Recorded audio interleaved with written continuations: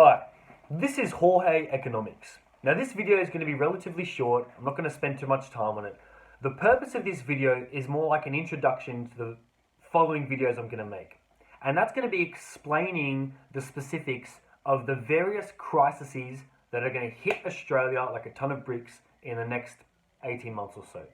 And those crises are a debt crisis, a financial crisis, which involves the banking crisis, and a currency crisis. Those are the main ones. If you don't know what that means, that's fine. I'm going to go through them in the next few videos.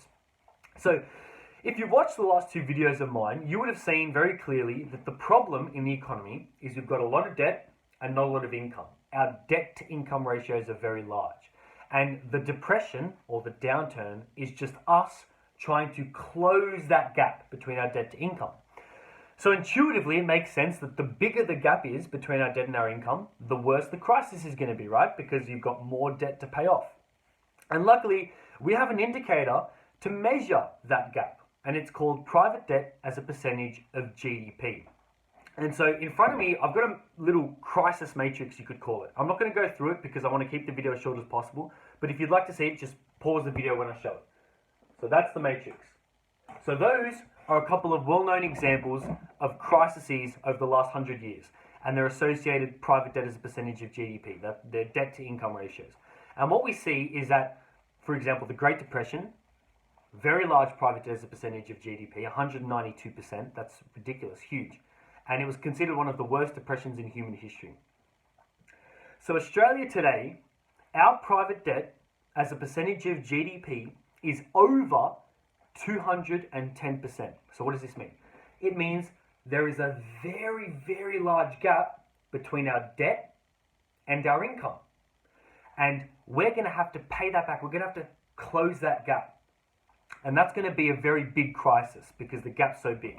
Now, if you'll notice in this graph, in this little crisis matrix, America in 2008 only declined in GDP by 4%, whereas in the Great Depression it was 26%, and in Japan's lost decade it was 60%.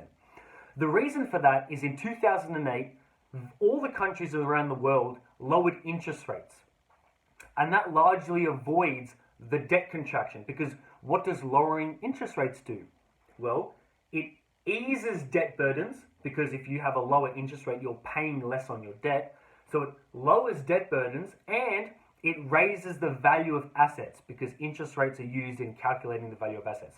It's not important if you don't really understand what that means, that's fine. The point is that when you lower interest rates, it lowers the gap. It's temporary, it doesn't fix the problem, it's like a short-term solution. And that's what Australia was very effective at that. That's how Australia avoided the GFC largely in 2008. Australia rapidly lowered interest rates, which eased the debt burdens and allowed us to continue this bubble.